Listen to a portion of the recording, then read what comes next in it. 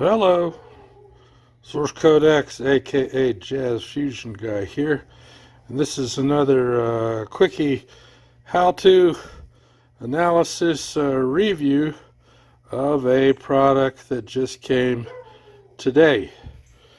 This is the Nikand 4-pack solar-powered rodent repeller. It's supposed to repel moles and gophers. And it gives you all the instructions on the side here that you can look at and see what it does, yada yada yada. And it's a pretty straightforward installation. When you open the pack, you get 4 of these guys, and you're supposed to turn the switch to on. You hear that? Let's wait for it. Alright, we're waiting.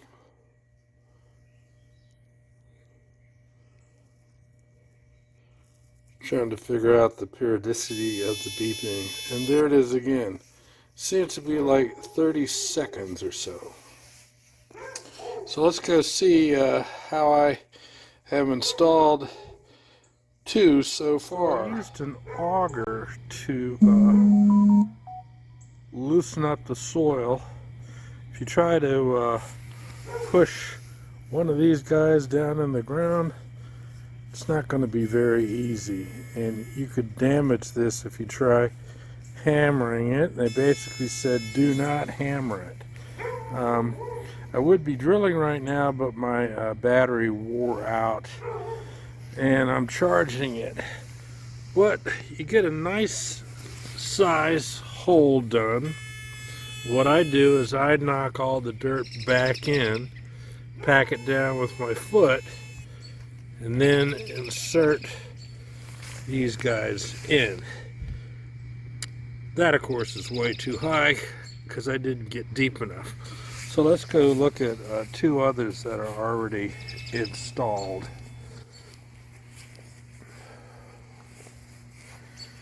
And here we have one here, flush with the ground. You can hear it doing its obnoxious little noise. It's not real loud, but if you were sitting out in your yard with your lawn chair drinking a mint julep, you might just be able to hear this. But if it keeps the rodents away, then it's a welcome aggravation. So once you get it down flush with the ground, you'll be able to mow over that and there will not be a problem. Okay, I've got another one here installed. What you want to do is install these where you have plenty of sunshine that will be able to reach all of these guys. You don't want to put it under a shady tree. I'm putting mine in between a couple trees up here where shade usually doesn't fall, and the other 2 that you just looked at, there's usually never any shade. So let's tune back in when I get these puppies put in. As far as distance apart, there's no guideline for how to do that. I basically went 4 steps between 4 big steps. I'm 6'4", so I got a big stride, about 5.5 feet per stride. So you can do the math. And the distance between the second one and this third one I'm putting in will probably be a couple strides longer. My batteries are still charging. They've been going for a little over over 5 minutes. I'm going to give them another 15 and grab one off, and that should be enough. And if that first battery doesn't last, I'll just grab the second off, and I'll be just a quick look. See, I pretty much said everything that needed to be said. They recommend 8 inches deep, or basically flush with the ground. Says that the battery will store energy generated by the solar panel when it is exposed to the sun. The battery will power the unit during the night and during cloudy days. So these puppies should work 24/7. This is interesting. Remove the unit from the soil if the ground freezes or when flooding occurs. So if you're in a flood-prone area and it's starting to flood, you better yank these out of the ground. And if you live way up north where the ground gets really hard, I guess you got to get these guys out because it may damage the unit. It says here it's gonna take a week or two to have full effect. You may notice increased pest activity during the first use. When turning on, you may hear an intermittent buzzing and feel a vibration. This is normal operation of the unit.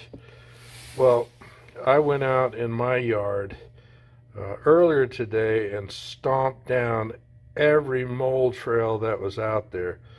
I probably was walking over and stomping them in my yard for about 15 minutes. So that takes me back to a control point, and we'll see whether this guy or these guys come back and start pushing the ground up again, and we'll see how effective these are. As far as reviews go, and I'll put a link in the description down below the video.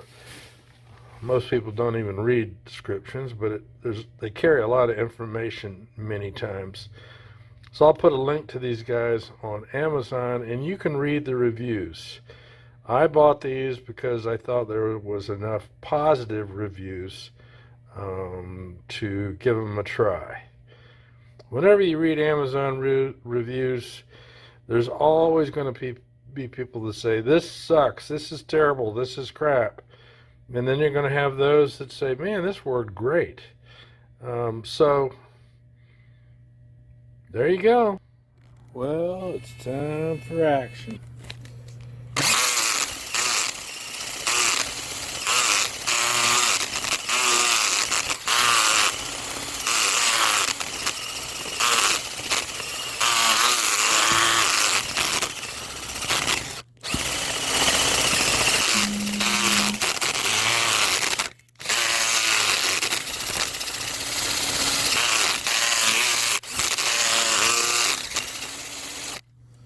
There's always the possibility I've hit a root, but let's see what we've got.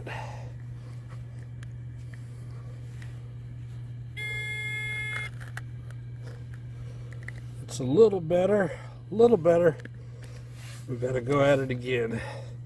Let's get back to it. That's more like it.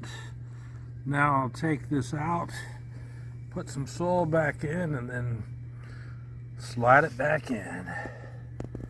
1, 2, and 3. We're nice and flush with the ground. Ready to go.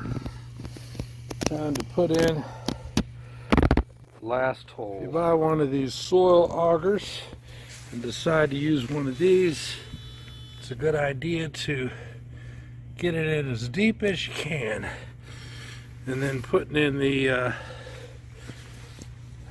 mole repeller will be a piece of cake.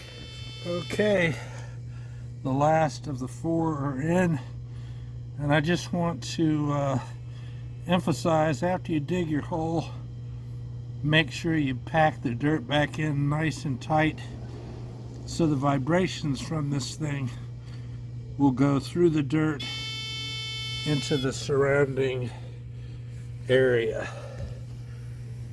And that's pretty much it. And I will add in the description an update on how these worked. Ciao.